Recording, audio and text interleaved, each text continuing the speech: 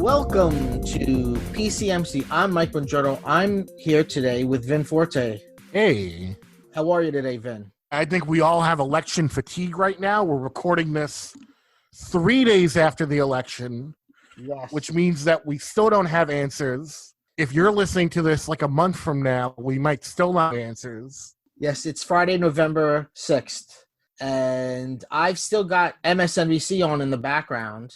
And the number one thing going on As of right now, they're trying to stop the votes. We'll talk a little bit more about the election in our second segment. It's sort of something we have to talk about a little bit because it's all everyone's thinking about. But there is some other pop culture news, at least one piece of news that came out yesterday or a few days ago, that if it weren't for the election, conservatives would be really upset about it. And that would be the casting of Lashana Lynch as the new 007. See, I thought this was something that we all knew already. Then Wasn't this revealed like a year ago? I didn't know about it a year ago. I mean, it just seems like in the last couple of days you've been reading about it. Well, we know that she's in the new film, but then... Right, I thought it had been like heavily rumored like a year or two ago that like, oh, they're gonna pass the baton to her and she's gonna be the new Bond. I mean, you would know better than me. I'm not a Bond fan. I've seen really a handful of James Bond films. It's the whole thing about spies, the whole archetype of the spy never really interested me. But I know this is a series that's very big. I mean, maybe just it kind of went under the radar before, and now it's coming out. I didn't hear about it until a couple days ago. Yeah, I know people are definitely upset about it for some reason. I don't know, it just seems like another case where it's like, if she does a good job, like there's no reason to really like get upset about it. Like it's not like the movies are now based on Ian Fleming's. But first off, I don't know a single person who's read like any of the original Ian Fleming novels. Right. So like to say, oh, this like ruins the reputation or is like sullying Ian Fleming's original intent. I don't know. Like the franchise is its own thing. Right. So like why can't you have a female James Bond or Jane Bond or wherever they're gonna call this person? Maybe they'll just codename them Bond. Well, she's a woman and she's African American. So for people who are don't like those two categories, she's a real fly in their ointment. Well, you know, this is an interesting change for this franchise because this franchise always would just recast the character of James Bond with a new actor. But this is a different approach. This is saying that James Bond, the character, is going to go away, but the designation 007 will remain with a new character because she's in the new film as the character that she's going to be. She's going to be spun off. Maybe they're trying to do a Bond cinematic universe. Maybe. Again, it's going to depend on if they call her Bond at the end of the day or at the end of the movie because all the press the implication has always been when they pass off to a new James Bond that James Bond, air quotes, is like that person's like secret agent code name. Now, I thought that was just a fan theory propagated by Max Landis. Do you really think that it's sort of like a continuity? It's all been one continuity? Like it's not this, because don't they have the same like parentage and stuff? Yeah, well, and then like you have villains that have come back in the recent Bond movies that clearly would not have come back. Mm-hmm. And are played by different actors. I think, honestly, with the James Bond franchise, I try not to look too deep into it. I think they're just supposed to kind of be like standalone movies. Like I guess like some of the more recent ones have connected together. Yeah. So I guess like if you the best way to sort of think about it is each actor playing James Bond, like their era should be separated. Like each James Bond performer should have its own sort of like timeline. Right. Even though there are certain cases like where, Dame Judi Dench was in the Pierce Brosnan movies. Right. But then also was in the new Daniel Craig one. Right. That, I think, to me is just a case of like, hey, we like Judi Dench. she plays this character very well and we can still get her. So why not continue to have her on?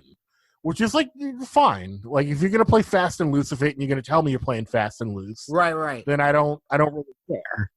So given that the canon is very sort of loose, would you rather have just rebooted it and just had Lynch be the new James Bond as an African American female? Would you prefer that to actually having a film with Craig and her are in the same cast, and I guess he passes it off to her or something like that? I don't know. I mean, it all depends on how they do it, because they could have just said, "Hey, we're going to make a new Bond series, and this is going to be the person." But I think they really want to take their time. They want to do a Star Trek. And Star Trek is the movie, the Abrams 2009 Star Trek is the movie I always point to when people say, "How do you do a soft reboot right?" And I think that's how you do it, because the 2009 Star Trek did a really cool thing where it kind of connected the old Star Trek to the new one by like using Spock, like Leonard Nimoy's Spock. And they connected it, but then made it so that there was a very clear divide. They sort of like had their cake and ate it too. Right. Where it's like, hey, don't worry. Like these new characters are not going to interfere with what you know, but we're going to give you just enough of a rope to where like, hey, we're not leaving you out in the dust. Right. Still like giving you what you want, but this is just like a new take on it. Right. Also, recently, the first James Bond, Sean Connery, passed away. And I'm wondering if maybe that is what brought this back into the news cycle. Oh, that could definitely be. They might definitely want to be capitalizing on that. Right. I mean, Sean Connery, who famously said several times that it was okay to hit women. Right. Well, you think maybe that's what killed Sean Connery? They told him that the new 007 will be a black woman, and he was like, "What?" And then just passed away. Trebek? We called the dog Indiana. I do not do a good. That's not what your mother said, Trebek. I'll take anal bum covers for 700, Alex. Penis mightier. The penis mightier was a great one. Oh yeah, if you've never seen SNL Celebrity Jeopardy, so good. Truly Sean Connery's best work. Yeah, this is his best work. Better than when he played Ramirez, a Latinx character in Highlander. Oh yeah, a famous Latinx Scottish actor. Yeah, he's a Scottish man playing a Spaniard, who also had like I think like Asian ties or like South Asian ties in that movie. Something crazy. I gotta revisit that movie. I almost said series, but no, I gotta revisit that movie. It's been a while. Yeah, you don't need to see the whole Highlander series. No one needs that. So let's talk a little bit about some trailers. The first trailer I want to talk about is the new Dune. This, you can tell that they really want this to be the next thing. They want this to be the next Lord of the Rings, Harry Potter, all that wrapped up. And there's a lot of Herbert books, right? There's a lot of Dune books that you can milk. Oh yeah, there's like 5 different books that he wrote, and then they did that thing that I don't like, where his son and someone else like took up the books. I always hate that because it's like, well, what credentials do you have other than owning the rights? Owning the rights is all you have. Well, you blood with someone, so like, right. It's like when I see Christopher Tolkien books. It's like, what do you? Right, exactly. Yeah, L. Frank Baum's like grandson writes Wizard of Oz books, and it's like, who asked for this? Yeah, but yeah, there's like 5. There's enough that he wrote, because there's like 5 different Dune books. The David Lynch movie, and then there was a really good miniseries that Sci-Fi Channel did in the early 2000s. I've always avoided reading it, even though I know it's a sci-fi classic, because it's so long. And it's the kind of thing that people say, like Lord of the Rings, a lot of people always like, it's very dense, so you got to be ready, like, if you're going to do Dune this year. And I've kind of like, I maybe avoid's not the right word. I've always been like, okay, this is not the time. Yeah, it's definitely very dense. It has to do with like warring families and factions and it's just like a lot of things to remember. It's kind of like the one complaint like major complaint that you hear people say about the Game of Thrones books. Mm-hmm. That like it keeps going in and out to different families, and there's like too many. It's like kind of a big juggling act. Yeah. And that was the problem with the David Lynch Dune movie, is because they wanted to cram it all into one film. And what ended up happening is they had to like add a like a sequence to the beginning of the movie to like explain a bunch of exposition. Right. And then they would hand out like cards, like postcards to people walking in the theaters to explain like the different houses and the family, Right. different characters, so you keep track of it during the movie. That's what It's like once you start having to do that, that's no good. Like when you need to give out footnotes for your film. Yeah, exactly. Well, the new film is directed by Denis Villeneuve, who directed Blade Runner 2049, Arrival, Sicario. It looks beautiful. I mean, I've never seen the Lynch film either, so I have no touchstone for Dune other than knowing it's his big title. So just watching the trailer, it looked interesting to me. Well, he's the guy to do it. Like Villeneuve has reached that status where he's the next big guy you go to when you want to do a huge big budget movie. Yeah. But you also want to have like the right amount of creative freedom. Like his movies have earned enough where he's afforded that type of freedom, and he's the right guy for Dune. And it's sort of like the perfect story, because you don't have too many directors nowadays who like get that type of big budget freedom. Right. And like he got it for this. Like really, it's like Christopher Nolan was probably the last director to get it. Right. And now Villeneuve has got it. And I'm sure there's like a couple other legacy directors that have it, but like he's the last. Like his work on Blade Runner and Arrival really like cemented him, because like Blade Runner 2027, the new Blade Runner was really good, and people kind of like poo-pooed the idea before they even like saw the trailer. It was like one of those movies. Yeah. And then when they actually saw it, it was like, oh no, this is actually really great. Like he somehow did the impossible. And I am not a fan of the original Blade Runner. Yeah, neither am I. I don't know who these people are that were like shocked by the twist ending, but like I don't know, maybe I saw it coming a mile away. I don't know who. Right. Maybe it's just one of those things where, like, when people talk about Darth Vader being Luke's father in Star Wars, that like, oh, it was so shocking then, and it's just like so part of our culture now. Right. That like there's no way it would shock anyone now unless like you're a really young child who never saw Star Wars. Right. But like the Blade Runner twist at the end where it's like, oh, is he a replicant or not? Like it feels like that's hanging over the entire movie. I don't get how people are shocked by that. Right. And it's I read the book, which I really liked the book, and it made me. I never liked the movie because I thought it was sort of boring and just sort of style over substance, which is kind of what I feel about Ridley Scott as a director. And then when I read the book, I really liked it because it's Philip K. Dick and it's very heady and it's very existential. But it made me like the film even less because I feel like the actual material is much better. And the book, the idea of him not knowing if he is a replicant or not is baked into the whole book. So it's sort of there. Yeah, like the movie treats it more like a mystery or like a big gotcha moment. Yeah. It's like everything's building towards it. Also, I just don't think, I think it does feel, I just can't get over the fact, it feels very, like cold, like almost unimaginative. And I guess it's one of those things where like there was nothing like it at the time. And that blew everyone away in like the early 80s. But now it's like we've seen so much stuff after Blade Runner. Right. It's that sort of futurism, orientalism, you know, that you saw in like Akira and stuff. I guess if you were an anime fan, you were more used to that. But if you weren't an anime fan, that was probably something very new for you. But all right, let's get back to Dune.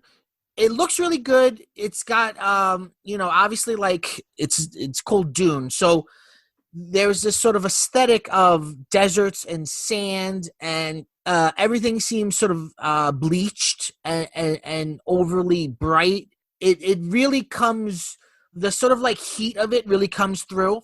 It's really the costumes are really gorgeous. It's got an all-star cast. It's got that son of a bitch Timothy Chalamet, who every time I see him, I think about the John Mulaney bit where he's like, "My wife loves that son of a bitch Timothy Chalamet." What do you call it? Oscar Isaac, who will be in every franchise. Don't you fucking worry about it. Yeah, well, that's the one thing I fear about the Dune movie is that I feel like for people who don't know, who aren't like predisposed to Dune at all, yeah, they're gonna go in thinking it's gonna be the next Star Wars, and that is not what Dune is at all. Right. Like Dune is, no pun intended, it's like a much drier sci-fi experience. Right. Like you really need to know what you're getting into. Right. Exactly. So I don't know. Well, what do you think of the trailer? What do you think the trailer's setting people up for? I mean, they've got cool Pink Floyd music in it. Yeah. All of the trailers for all of Villanueva's movies up to this point have done a great job at telling you absolutely nothing about the movie. Yeah. The Blade Runner trailer told you nothing about that movie. Arrival purposely told you nothing because that was more of a mystery. So that one kind of gets a pass. Then this Dune one kind of just sets up like, oh, hey, it's a sand planet and there's a mysterious guy, kid. It's just a visual impression. Going to lead some kind of army. Yeah, it's just like a visual impression of what the movie is going to be, but it doesn't set you up for anything. You don't know any of the characters. They're not, like, you see stars, like, like Batista's in it and Oscar Isaac's in it, and hey, that's great. Brolin. Yeah, but tons of people. Yeah, Josh Brolin. But it's like you watch the trailer, at the end of it, you're still like, okay, but what is this movie? Well, yeah. I mean, I'm the perfect example because I just know what Dune is, but I've never seen it or read it. And I'm expecting beautiful visuals, cool costumes, I guess, and some action. Is there fighting? It looks like you see Timothy, that son of a bitch, Timothy Chalamet, like training with Josh Brolin. Right, but that's the thing. You kind of just answered your own question, where you're like, is there fighting? And I don't know. I don't know if I can answer that because I don't know if clearly they're going to want to do a sequel. And maybe this is even part one of two, because I've heard that maybe this is like they're splitting the first book into two movies. Right. So you might not get a big payoff in this movie. So it might end up being like a really sort of bare bones, light on action affair. So it's like I don't quite know what they're setting up for. I think it's always a mistake when you start a series off and you hold back. And you're like, don't worry, guys, in the sequel, we're really going to deliver, because the sequel never comes when you do that. Well, that reminds me of the very ill-advised Terminator Salvation, which was supposed to be the first in a new trilogy. Right. And they were like, oh, well, we were going to show you the Terminator War, but we're holding back because we want to save that for the next movie. And it's like, well, why didn't you give that to us in this movie? And then we would love it so much you'd get to do like 5 more movies. Right. Like I remember with Superman Returns, people being like, well, it's kind of slow story. It feels a little bit too much in the mold of the 70s Superman. And then Bryan Singer, who, at that time, it wasn't common knowledge that he was a giant piece of shit. Bryan Singer was like, oh, don't worry. In the second one, Superman's going to go crazy. There's going to be Brainiac. It's going to be fucking great. And that never happened. Yeah, and in both cases, Superman and the Terminator Salvation movie, now they're just these weird outliers. Yeah. Like they're movies that like mean nothing. You could tell that you're right, but you could tell both are trying to start something. It's like a false reboot. It's like you kind of turn the key and the ignition kind of started to rumble, but then didn't turn. Yeah, I'm trying to think. There's like an example that's on the tip of my tongue, but I can't remember it, where like it was another one where they did like 2 movies and they were releasing something in the third one, and then they just never pulled the trigger on that third movie. Oh, the Divergent series? Oh, that's definitely an example. That's an unfinished trilogy, which is still amazing to me that happened. Yeah, or like they'll plant little ideas or like sometimes they'll do a smaller movie to gauge interest in a bigger movie. Because it's like you're already spending millions of dollars on a small movie. Just spend like a little more money and do the big movie. Well, there's the new Mummy movie with Tom Cruise. That was meant to kick off a cinematic universe. And that one has... that's a great example. Jekyll and Hyde is in that for no reason. And, it sets up all these seedlings that went nowhere. Yeah, that, like when they did Dracula Untold, and that was supposed to be the start of that franchise. Right. And then they walked that back. Yeah. Yeah. Well, there's a new Jungle Cruise movie coming out with The Rock. And they're saying it's supposed to be the start of a Disney Parks cinematic universe, a cinematic universe based on Disney attractions. And it's supposed to start with this Rock Jungle Cruise and then lead into the Karen Gillan reboot of Pirates of the Caribbean and then the new Haunted Mansion. And, but all you have to do is make one misstep and then it doesn't happen. And then you just got a weird film that has Dr. Jekyll and Mr. Hyde in it. Yeah. God, now I'm just thinking about that Universal Monsters cinematic universe. And they were the first. Like they did a whole they were the first to really flop it because. But if they were the first to have a cinematic universe. Oh yeah, like the original, right, from the 40s. Right, they were the first, and now they can't get it going again. No, and this new one, they did all this press where they did like photo shoots of like the entire cast of this new universe. Right, and then they just ended up doing The Mummy. Right, and it was a big, huge failure. It sucks. It's a very boring movie. It's my least favorite type of movie because it's not bad enough to be entertaining. See, I actually like the Brendan Fraser ones. They're kind of like fun Indiana Jonesy adventure. Oh yeah, no, the Brendan Fraser Mummy movies are great. Yeah. I feel like in the past year or so, people have really been giving those movies like a good reevaluation. Yeah. All right, so that's the Dune trailer. We barely talked about it, but check it out. I'll see it if it ever comes out. Right now we're playing this weird game of who knows when it'll. Right. They just keep pushing and pushing and pushing. And it's like, you know what? Just fucking... I was talking to our friend Chris Sorrentino recently about the new Ghostbusters and how it got pushed again. And so now it's over a year, going to be released a year after it was supposed to be. And it's like, you know what, dude? You're not going to make money in China anyway because they don't disrespect ghosts like that. Just fucking put it on demand. Ghostbuster fans will pay the $20. Oh, God, that... Ghostbusters fans would pay way more than $20. Right. But it's like, I don't know. I mean, look, I love the movie theaters, and we've talked about this a lot on this podcast, and theaters are struggling, and I don't want to turn my back on them. But I don't like this idea of like shoveling things down the road, especially because that's a cast with kids in it. So it's going to be that weird thing where on the press tour, the kids are going to look like teenagers when they were little kids in the movie. And that's always weird to me. Yeah. Like, whenever you see that, it's like, oh, this movie was shelved for a while. Yeah, like New Mutants.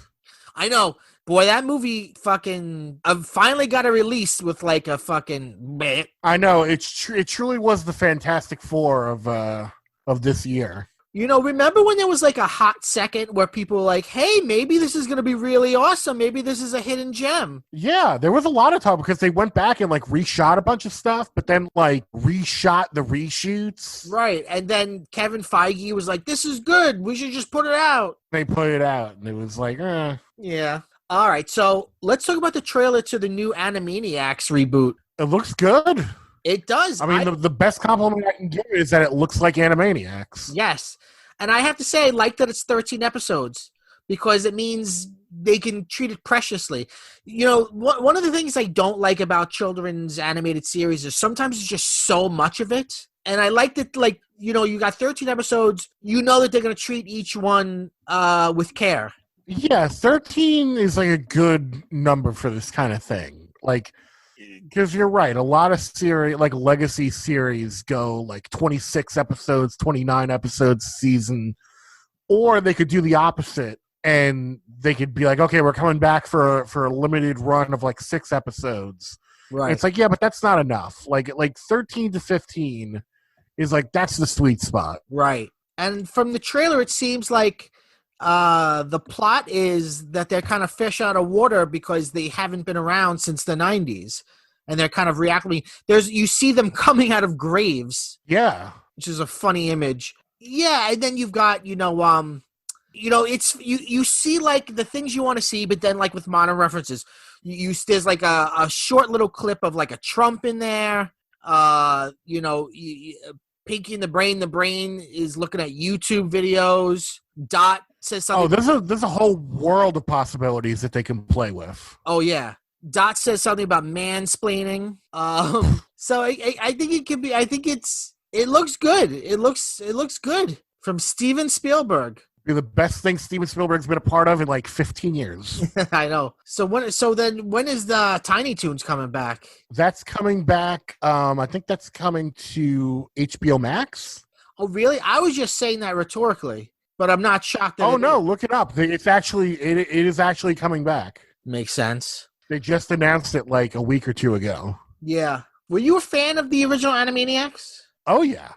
I love the Animaniacs. I love Pinky and the Brain too. I thought they were equally good. Yes. Animaniacs did a very good job of embracing the history of Warner Brothers animation while being uniquely suited to the times of like the mid to late 90s. Well, it's interesting because what they do is kind of something you see a lot now. Which is the idea of like, all of this sort of postmodern appropriation of older texts. Because it's like they are supposed to be like early animated, they're supposed to be early cartoon characters from the 30s in the 90s, but they were created. They didn't really exist in the 30s, but they're drawn in that 30s style. Right. And like the 30s characters, they're just sort of, like if you look at the original Mickey or the original Felix the Cat, they're just kind of dark. Like, what are they? What are Yakko, Wacko, and Dot? Are they cats? They're just nothing. Right, and they've got the whole like Bugs Bunny like wisecracking thing going on. Right. That's true for all of them. Like if you look at early Mickey, it's like that doesn't look like a fucking mouse. All right, so the last trailer we looked at is for the Lego Star Wars Christmas special. And oh boy, did I need that this week. It looks like a delight. Yeah, it's definitely an interesting choice, but I'm not really surprised. I could totally see this this like regime of people who are running Star Wars currently. Yeah. Say, hey, let's do a new version of the Star Wars Christmas special. And oh hey, let's make it Lego. Yeah, like I think that adds like a nice little wrinkle to it. And let's reference the original Christmas special, which is infamous now of being so bad. It's about Life Day, which is what the original special was about. But it's sort of an interesting plot. Rey finds like a key to the past, and like I guess she shows up in various classic moments from the original films. It seems like they found a fun way to get everything in there. There's even a scene in the trailer where you see Mandalorian and Baby Yoda, and Rey is fighting with Darth Vader with her lightsaber, her yellow lightsaber.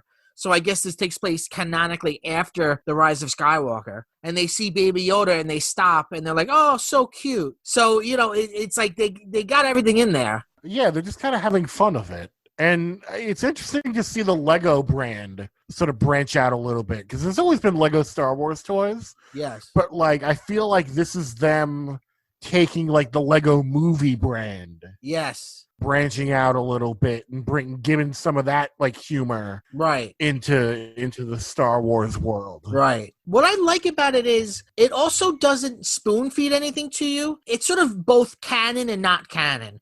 It's not canon because obviously it's this outlandish comedy, but it's canon in that it exists in a canon logic. Like Rey is going to have her yellow lightsaber because that's the lightsaber she got at the end of Rise of Skywalker. You know what I mean? Like it's not just sort of like nebulous Star Wars, who knows where in the timeline it is. It seems to clearly like, you see Poe in it, you see Finn in it, you see Kerry Russell's character from the end, from Rise of Skywalker, Yeah, it kind of assumes that you are at least somewhat familiar with the original Christmas special. Right. Which I think is a smart move. It's a smart move. What's something interesting about it is, it sounds like some of the cast are cast from the movies. Like, I'm pretty sure Oscar Isaac is Oscar Isaac. I'm pretty sure Lando is Billy D. Williams. But I don't know if Ray is Ray, and it sounds like Seth MacFarlane is the Emperor because he's done the Emperor a lot for Robot Chicken, which is interesting. Well, that's interesting because they a couple of years ago were going to do a show called like Star Wars Detours. Yes, it was one of the last things Lucas himself was working on. It was this weird animated series that was going to be like a funny series, and he was doing it with Seth MacFarlane. No, sorry, with Seth Green. Yeah, and like that just got completely canned. Like there's a couple things in Star Wars' history that like they should really like cobble together and just release already. Because like I could swear, and maybe I'm completely wrong about this, but didn't they film and maybe even like edit like a full season of a live action Star Wars the early to mid 2000s? No, they I don't know if they filmed any of it. They wrote all the scripts. So somewhere there's a season worth of scripts for a Star Wars live action series. Right around the time Lucas ended up selling to Disney, there were really 3 projects he was working on. One was that live action show. The other was the Detours animated cartoon comedy series that we just referenced. And the other was the one I really wanted was the 1313 video game, which was supposed to be like in the gritty underworld of Coruscant. Yeah, that one was really exciting. There's still rumors to this day that like they're gonna revive that game, but I think it's dead at this point. Yeah, I mean they've done things like that. You know, I think in The Mandalorian, in a little bit of some of the other video games, they've showed you like the grimy side of Star Wars. Even in like Rogue One, they've showed you some of like even in Solo. Yes, that's true. Yeah. God damn it, I love Solo. It's such a fun movie, and I hate that it's so like slept on. Yeah, I've said more than once on this podcast. It's my favorite of the new movies. It's just a fun. It doesn't take itself too seriously. It's what I've always wanted from these new Star Wars movies, which is just here's a fun adventure. Yes. In the Star Wars universe, you're going to see some new places, some new faces, set pieces. Right. You're going to see the parts of the Star Wars universe that you wanted to see explored in the original trilogy, but that the prequel trilogy never paid off on. Right. And that's like the smugglery, more, I guess, for lack of a better way of putting it, like human, bounty hunter parts of the Star Wars universe, not so much the Jedi parts. And it's like, this is it. Takes a lot of inspiration from a piece of Star Wars spin-off media that I always loved, which is Shadow of the Empire. Yes. It's funny. I was just thinking about Shadow of the Empire because this whole new thing that they're doing, which is the High Republic, it's these comic books and novels and all sorts of media that's going to take place 200 years before Episode 1. It reminds me of what they were doing with Shadows of the Empire, where it's like, this is a multimedia, multi-platform, transmedia Star Wars experience. They really did that with Shadow of the Empire. I mean, there's the N64 game. There were the comics. There were action comics, figures, the book. And I loved all that shit. Oh, yeah. And if they had never made the prequels, I feel like they would have just kept going on with like, hey, here's little pieces of that original universe that we're going to kind of blow up into these big events. I wonder if the answer's got to be out there somewhere that I don't know it, but I wonder if it's canon still. I would. That's a good one. I don't know. Because I tell you what, though, Dash Rendar's ship, I think, has appeared in some of these new movies and stuff. Oh, yeah, that's right. Yeah. So I think in Solo, it might have appeared. Dash Rendar, a poor man's Han Solo. Yeah, Dash Rendar and the other one with Kyle Katarn. And then Prince Zizor, or Zizu, or whatever. Yes. Yeah, Prince Zixor, or whatever the hell his name was. Green guy. Bad guy, green guy. Yeah, remember when you had to fight IG-88 and that's just when the game was over? I know. What a fucking... God damn, that's a hard fucking level. Yeah, there's a part, for people who have no idea what we're talking about, in the Shadows of the Empire video game, which is a great game once you have the cheat codes to select whatever levels you want. If you play it without cheat codes, eventually, like halfway through the game, there's a level where you're running like on this long like train, this like moving train. Yeah. And it just doesn't fucking end. And then once you finally do get to the end of it, there's a boss battle with IG-88. And the second he kills you, you have to go back and play the entire train level again. Yeah. And he's IG-88 super hard, and your terrain is you're like in a junkyard. So like you can't really see IG-88 because he keeps blending into the background. Like, there's giant hills and because he's a robot and you're like mixed in with like giant piles of robot parts. Yeah. And he's got a jetpack and you don't. Like, it's bullshit. Call bullshit on that part of the game. Oh, damn. All right, Vin, let's take a break. We'll come back with the chill sesh. Yeah.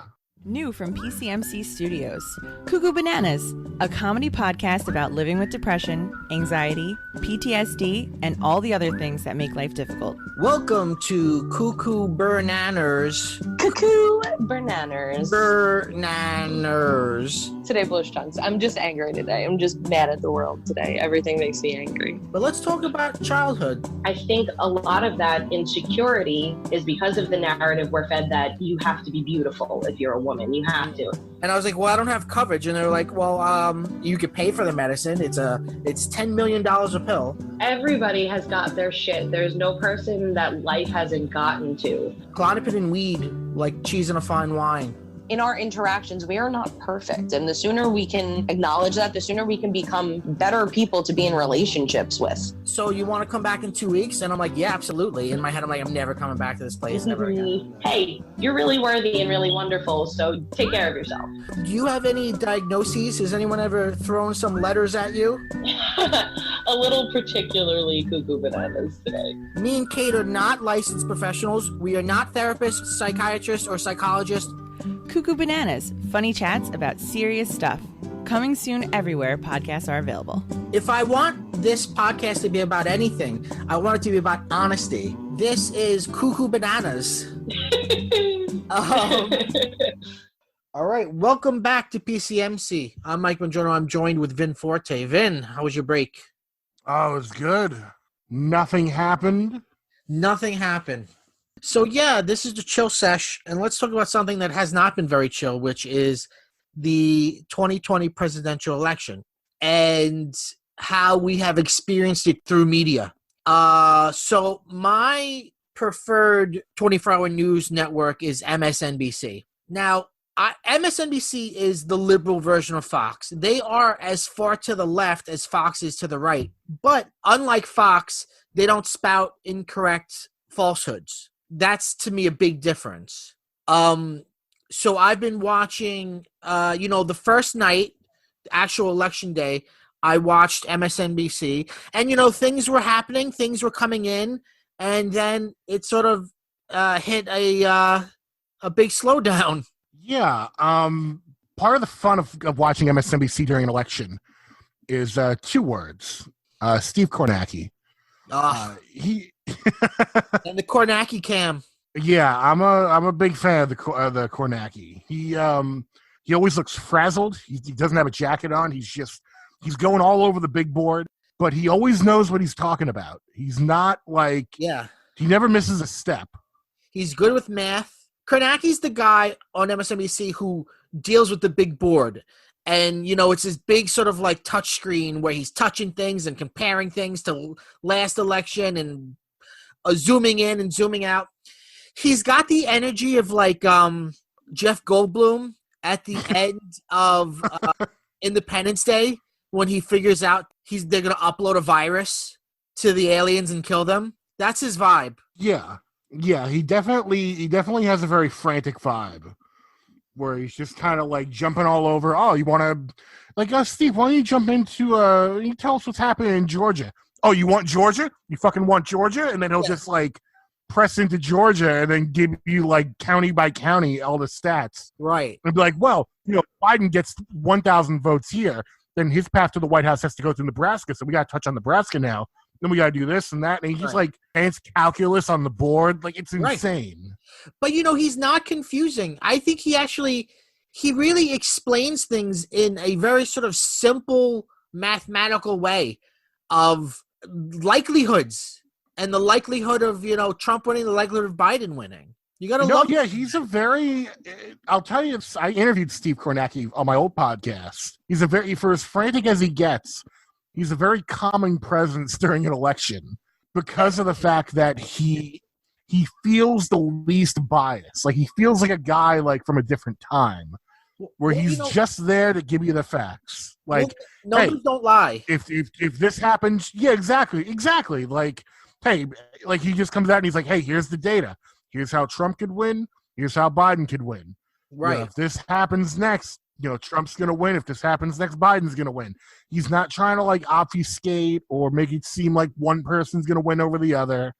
And it's like, it's good to see like data people. Right. Because the rest of MSNBC, they clearly are coming at this with the vibe of, we want Trump to lose. And how are we doing? How's our team doing? Which, by the way, I don't mind. I'm totally for subjective journalism. Partisan journalism. I think objectivity is not really possible anyway, so just come out and tell me where you're coming from. But like you were saying, he's just the math guy. He's just telling you how it fucking is, how it's going. Yeah, like I love Rachel Maddow's head exploding just every time like she asks him to do something, and she just is like trying to keep up. Right. Now, one of the things that I find just really fascinating from a broadcast media perspective is on election night, over the years, they have cultivated a sort of style, a sort of horse race style of, we're going to watch all the data come in. We're going to get those updates. We're going to look at the Electoral College. We're going to show you who needs what to wear. And it's going to be this big race. And so they did that on election night. But because of COVID, we had a lot of mail-in ballots and early voting. Okay. And by the way, this is one of the biggest elections in American history. Tons and tons and tons of people voted. And I don't think it's just because people love or hate Trump. I think it's because when you make it on one fucking day, that's not even a holiday off work, you're not going to get a lot of people. And it's been amazing watching MSNBC for like 4 days now try to keep up the urgency. Like, that's what I think is killing them. That's what's driving, Kornacki and all them crazy, is like, they have to have this horse race mentality. But like, well, because that first night, it was like, okay, what state's coming in? Oh, this one's just turned blue for Biden. This one's red for Trump. Like, there was a lot they could sink their teeth into.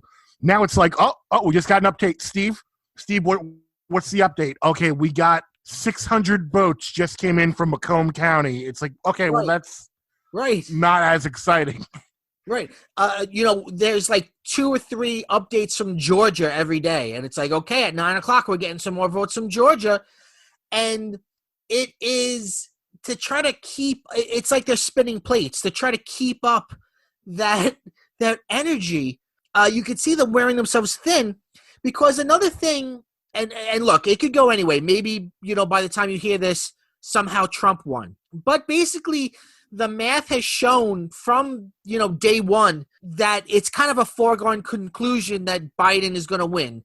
There's just way more of a chance of Biden winning than Trump. Trump has just logically less avenues to victory. But that's not exciting. So it's like they've been folding themselves in half, say both explaining that it's basically going to be Biden, so you have to wait and be calm, but also we need the ratings. So, oh my God, it's election night again. It's election night again. It's election night all day. Oh, yeah, they're making, because before it was almost certain that it's going to be Biden, they had that like two-horse race mentality of like, it could be either or right now. But once it became kind of clear that Biden's going to win, now all of a sudden in the past 24 hours, I've noticed that they've jumped on this like weird train of making a big deal out of Trump possibly getting Arizona, which is a state that will be meaningless if Biden gets Pennsylvania or Georgia. Right. As we are now recording this on a Friday night, Pennsylvania is the big thing where there are 20 electoral votes. And Trump was leading for a while, but all of the outstanding mail-in ballots hadn't come in yet, and all of those were going to go to Biden because Democrats believe in COVID, so they wanted the mail-in shit. So they knew that it was eventually going to flip, and it happened earlier today. It flipped, and now Biden is sort of running away with it. So it's kind of like, they're talking about Georgia, they're talking about North Carolina, they're talking about Nevada and Arizona, because these are all battlegrounds that are still being counted. But really, once Pennsylvania happens, it's over. Yeah, like that's 20 delegates. Boom. That's it. And right. Pennsylvania definitely looks like it's going to Biden at this point right now, because like you said, the Democrats look, Trump spent months, years even, it could be argued, telling his followers, don't do mail-in voting. Mail-in voting is a fraud. I don't like it. Just show up. You can't trust mail-in voting. Right. So all of them went, okay, so we're not going to do mail-in votes. Whereas Democrats were like, hey, there's a pandemic. This is kind of cool that we're actually voting. So right. We're going to do it. And now Trump is like, oh, where'd all these new votes come from? I was leading and now I'm not. And it's like, well, you're the one who told everyone not to do mail-in voting. Right. So that's why none of your people are coming through. And I think it was very smart for the Democrats. They really got the message out in the last couple of weeks they really put out Trump's playbook. Like Bernie Sanders was on Jimmy Kimmel, and he said exactly what's going to happen. He said, they've been talking about the red mirage. It's going to look like they're winning, and then the mail-in stuff's going to come in, and they're going to count that, and that's going to take more time, and then the Democrats are going to go up. And Trump is going to come on TV, and he's going to say that I'm being cheated. Because he's so predictable. He's such a narcissist baby who can never just admit that he lost. You knew that he was going to do this. So it sort of takes the steam out of it by kind of waiting for it, predicting that this is what he was exactly going to do. Yeah, it's schoolboy tactics on schoolboy tactics, where it's like, if you're an adult, you know what the childhood bully is going to do already. Right. It's like, they're going to throw a fit, and then they're going to cry, and then they're going to try and get their way. But, like, if you know that's what he's going to do, then it's sort of like, it's almost like knowing about Freddy Krueger, where, like, if you're not afraid of Freddy Krueger, he can't hurt you. Yeah. Like, it's kind of like that. Like the Democrats are finally learning to, like, actually take the steam out of Trump's sails. 1, 2, Trump is coming for you. 3, I'm gonna come for you. 4, better lock your door. Yeah, he is a big goon. But let me ask you, how have you been consuming all of this? Have you been addicted to it as I have, or are you saying fuck it, I'm gonna look at different things and not care? Well, there's a mix. I've been watching a lot of the NBC coverage, quite frankly, because they've been streaming it on YouTube. So it just makes it all the more easier to keep up on. Yeah. And then I've also just been checking Twitter, because Twitter is the place where you can get the information in real time. And quite frankly, you can get the memes in real time. So you can see like what's actually hot in the streets. What are the kids talking about? Right. Like, right. Like you can get you get a nice little respite too. Like the other day, when Trump was tweeting "Stop the Count." Yes. People jumped on that, were putting up memes regarding like the count from Sesame Street. Yes. And it became a meme. Yeah, and it was like pictures of cops cops tackling the count, stopping him from like literally stealing the election. Yes. Like Count Chocula started trending out of nowhere. Right. Yeah. People were like, we gotta stop this guy. He's rooting the cereal. Like I've been my consumption has been similar. I don't really do Twitter very much, although we do have a Twitter for this show at PCMC Pod. But I love TikTok, which we also have a TikTok for the show, also at PCMC Pod. And I've been basically just watching MSNBC on my phone, even like while I'm driving. I'm not looking at it, I'm listening to it. So I've basically been watching MSNBC since Tuesday. And then I'll like take a break and go on TikTok. and I'll look at, memes and, I love TikTok. I mean, it's a zeitgeist. It's not the zeitgeist of the whole country, but it's the zeitgeist of the country that I agree with or I like to live in. So, I've been getting the memes and the jokes but still keeping my mind on the election. I've had a really hard time doing other things. Like I've got editing to do for my podcasts. I've got reading that I like to do, video games. I've done very little. Since Tuesday, I've basically just been glued to MSNBC, and I know nothing's happening. Yet I don't want to not be watching and then have somebody go, "Oh, you hear it just happened, Pennsylvania." Like, I want to be watching when it comes in. Right. I've gone on this journey with Kornacki, and I feel like I want to be there when he hears the news. Oh, absolutely. Now here's the thing, because we're still technically in the chill sesh, right? We're talking about things that we've been enjoying. I haven't been chill in days, Vin. This is the okay, well, cringe. I have something. Yeah. Well, you mentioned the word. It's funny you mentioned the word cringe because I'm about to send you a link that I want you to look at. I've been saving this. Oh, okay. I had this because I don't think you are the type to have seen this, and I want to show it to you in real time, and I want to get your reaction.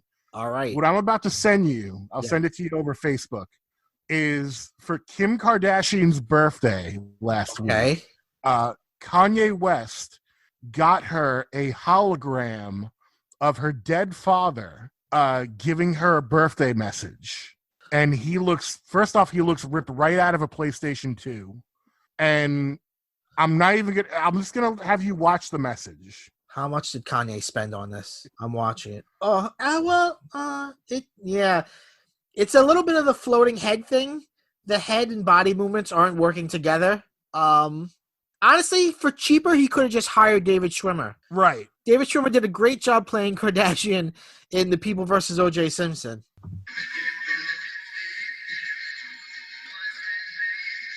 Okay, he's singing. What's the best part of it? I would say from the beginning, and you can stop after like a minute. Okay. You're 40 and all grown up. You look beautiful, just like when you were a little girl. Okay. I watch over you and your sisters and brother and your kids every day. Oh my God. Sometimes I drop hints that I'm around, like when you hear someone make a big peefee, or when you make a big peefee. A what now? Remember Peefee? when I would drive you to school in my tiny Mercedes every day and we would listen to this song together?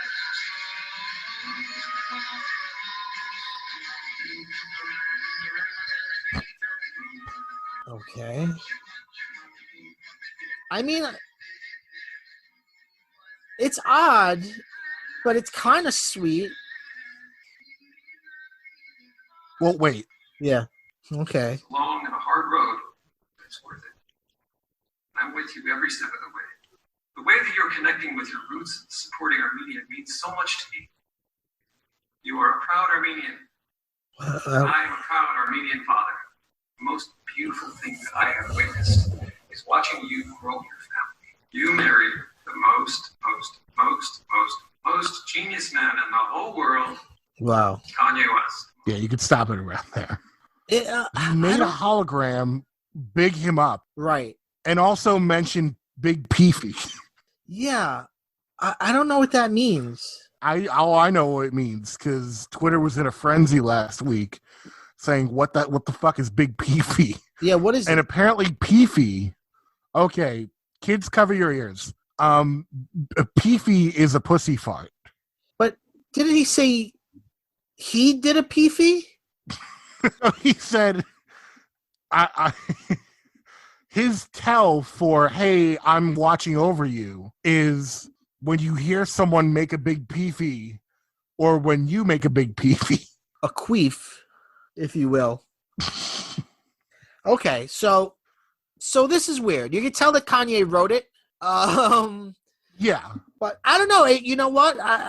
It shows that he actually cares about her. Whatever I think about their marriage, I just sort of assume they sit in chairs in different rooms and don't look at each other, and then like maybe have sex once a day, and then he goes out and I don't know what he does. I'm not big fans of either of them.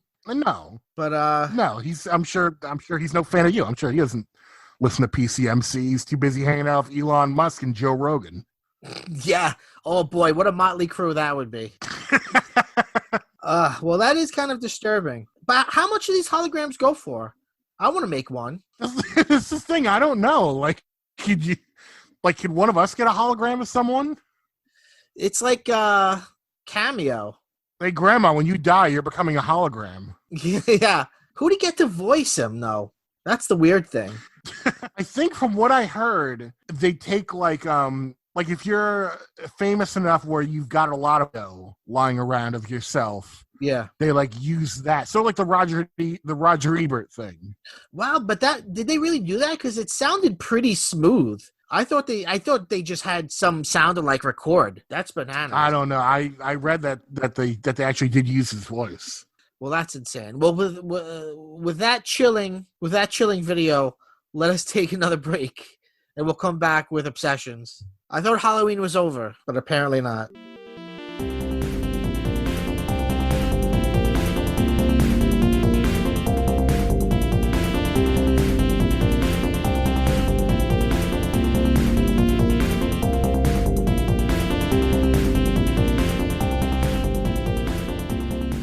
Welcome back to PCMC. I'm Mike Mangione. I'm joined with Vin Forte. How are you? Oh, I just sent you. I got an election update from Philly right now. Election update, everybody. This is. Let's see what's going on in Philly. Okay. Couple of Trumpers dancing to killing in the name of. Okay. Yeah, they're really raging against that machine. Yeah. Right. Yeah. Mixed messages there. Thank you for that update, Vin. That's hopefully Vin in the news desk. Hopefully that means they want to take down Wall Street. Right. Now too. Right. I don't Rage Against the Machine. They weren't conservative, were they? I'm gonna have to do my research, but I'm gonna say no. Yeah. All right. Well, this is Obsessions. Vin, would you like to go first? Would you like me to go first? Gentleman's choice. I'll yeah. Yeah, I'll go first. Okay, I've had two obsessions this week. Whoa, this has only happened a few times before. Ladies and gentlemen, I know. This is unprecedented. I've been watching too much MSNBC, and I want to make everything sound like it's more important than it is. Yeah, everything is breaking news. We're cutting into everything. Vin, I hate to cut you off right now, but we got breaking news. Breaking news coming out of Staten Island. Vin has two obsessions this week. I interrupted you. Oh man! To tell something about you. All right, we're going to. Well, I've been. We're going to the news desk to see Vin. Vin, what do you got? Well, I've been balls deep in my little friend Mario. I'm gonna isolate that and send it to the FBI. Balls deep in my little friend Mario. Yeah, but I bought the Super Mario 3D All-Stars collection for Switch. Okay. Which, if you want to get it, you better get it now because it's only going to be available until March for some reason. But it has Mario 64, Mario Sunshine, and the most important, Mario Galaxy. Well, yeah, I've just been playing the heck out of Mario Galaxy. We talked about this the last time you were on the show, and I'm glad you were able to go and buy it.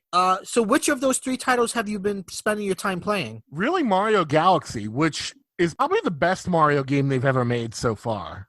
And you're counting Mario 3 and Mario World, all of that. Yeah, I mean, obviously, like, they're all classics, but I think Mario Galaxy, at least of the 3D Marios, is the best one. It's the best 3D Mario, I'll go as far as to say. Yeah, it's just so tight and so refined. It does everything that Mario 64 did, but just like cuts a lot of fat. It's a true sequel to Mario 64. Exactly, it's a true sequel to Mario 64, and it cuts a lot of the fat. Like, instead of having big, more open worlds that have like 8 stars to collect, right? You have these like small planets or galaxies that might have 1 star to collect, or like might have a string of like 3 stars to collect. I remember, so like you really cut out a lot of the fat. I only played it once. I played it when it came out, and I loved it. I think it's maybe one of the best titles for the Wii. Its controls were very smooth. Now we had a pointer control. How do they? The Switch does not have that. So how do they manage to? No, but Switch has gyro controls in the controller. So what you do is basically you reach your pointer with the R button, and basically wherever you're holding your controller, like if I'm just sitting down and in a resting position, my controller is like leaning up and to the left, and then I tap the R button, the pointer will recenter on the screen near the top left of the screen. Now, and then when I move it around, it moves around for position. Does it feel good? Does it feel the same way? Oh, yeah. It originally felt? It does feel the same way. It feels great. Like, the controls do not miss a beat in Mario Galaxy. Okay. Interesting. It's interesting that you don't see that anymore, the pointer. The Wii controllers were a very interesting system because you could argue that Switch is more traditional. Oh, yeah. You know, the Wii, like Mario Galaxy used the controllers very well. Yeah. And they felt very natural, but it was just like not enough games used it in that way. Right. And what about Mario Galaxy 2? I don't think I ever played that, and I feel like no one talks about that. Mario Galaxy 2 is pretty much like more of the same, and then like some stuff that you were hoping Mario Galaxy had. Like I know some people, like plenty of people, that like Mario Galaxy 2 better than 1. Really? And it's not in this collection, which is very weird. Right. When is it ever going to come out again? Well, the rumor is that because this collection's only available until March, and the rumor is that Disney Vault once March hits. Yeah, exactly. They're doing the Disney Vault thing. Like what is? And the rumor is that like once it's back in the Disney Vault, they're gonna release the game separately on the eShop, and that's when Mario Galaxy 2 is gonna come out. Okay, so this is the anniversary. This whole year is the anniversary of Mario, so I guess it's for that. There's been an interesting Mario push lately. I mean, you see Mario Legos, Mario action figures and dolls, and I think they brought back the it was a handheld. Oh, the Game & Watch? Game & Watch. They brought back Game & Watch. They have a new like Mario 35 like battle royale game that are free on the Switch. Yes, I played that. It's kind of like the Tetris game. Like you're playing the original Mario and 34 other people online are playing it. And it's sort of like when you kill a villain or when you kill a bad guy, they get sent to one of the other people who's playing. So it's like basically the way you would win is whoever doesn't die, whoever lives the longest. Yeah, it's really good. Yeah, I liked it. I think my problem with it was I had a hard time with the controls. I feel like that original Nintendo controller was so perfect in the way that it, and how responsive it was and just the way it felt in your hand. And I feel like as much as I like the Switch for Switch games, I wasn't able to enjoy it with the Switch controllers, the original Mario. Yeah, maybe you should try getting, if you don't have one already, the Pro controller. Yeah, I guess I should. Yeah. And I know they're also releasing a bunch of other Mario stuff this year. Like it's like a lot of like the big Mario game that was on the Wii U, they're re-releasing for the Switch like later this year as well. So like they've got a bunch of Mario stuff. Worlds, I think, right? Yeah, Super Mario 3D World. Yeah. All right, I'll play that. I've never played Sunshine either, so maybe I'll pick this up. Yeah. So what's your other obsession? I've been watching, every once in a while, I'll watch like a run of old like talk show clips. Yeah. And lately I've been working my way through a playlist of Harlan Williams on Late Night with Conan O'Brien. Oh, now that is fun. That's a tasty treat, fairy friend. Wait, for the kids who listen, and the kids listen, can you explain Harlan Williams? Oh God, can I explain Harlan Williams? That's quite a question. Harlan Williams is basically, you've seen him in stuff. He's in Half-Baked. He's in Half-Baked. He's in Dumb and Dumber. He plays the cop that drinks the piss. Right. Disney gave him a chance He's in a movie called Rocket Man that Disney did that Starring Vehicle. was not good. Yeah, it was starring Vehicle. But mostly he's has like a Norm Macdonald type where he really shines when he's on like talk shows that'll let him just go nuts. Right. And he takes the idea of like a non sequitur and just like works it into a conversation. Yes. To the point where it's like the stupidest thing you've ever heard, and it's like also like kind of brilliant. Right. And he has like they'll be talking about something completely irrelevant, and he'll just be like, "Hey, Conan, you ever wake your grandma up at 3 a.m. and smack her in the face with a big canoe?" And it's like, what? Yeah. Or like I was watching a clip before where he's like talking to Conan about like, yeah, they got these female cops now, and so one of these female cops pulls me over, and she's like, you could pay you could mail in this fine, or you could pay the on the spot fine. And Conan's like, what, on the spot fine? And he's like, yeah, she said you could pay the on the spot fine with your hairy checkbook. And Conan's like, what are you talking about? Or he'll like look at the set and be like, I see you got the all these stars up in the sky here, Conan. It looks like Morgan Freeman's face and the freckles he's got on there. Yeah. I remember one was like, I'm going to go to Blockbuster and rent the Aladdin video and hit you over the head with it. Yeah. Or like he'll say something that will completely ruin the goodwill of the audience. Like the audience will be on, like I was watching one where the audience was on board. Yeah. With everything he was saying. And then Conan said something like, oh, so it's you get what you want. It's like a win-win situation. And then he goes, I know a Chinese guy named Win-Win. Oh, and that's hilarious. Yeah, that's a good obsession. Yeah, he has not done much lately. No, I know he had a podcast for a while, but I never really listened to it. I know it used to be called the Harlan Highway. That's all I know about it. All right. For me, I mean, I'm truly obsessed right now with what's going on with the election. I would say that, I'm pretty obsessed with the Kornacki Cam, which is just MSNBC. While other things are happening, they'll just have a camera on him, and it's just him with like a calculator. And like if you watch him, you'll see him get information and like get excited. It's like watching somebody it's just basically just watching a nerd do their work. But the raw excitement gets me going. So I had no idea there was an actual Kornacki. Is this on YouTube? Is this a live stream, the Kornacki Cam? I don't know. Or is this something they just cut to? It's something that they cut to, but it's also something that they'll just have in the corner of the screen. Just while other things. Oh, okay. I don't know if there's a pure feed that we could just tap into. I mean, I hope there is. There should be. That's basically my current obsession.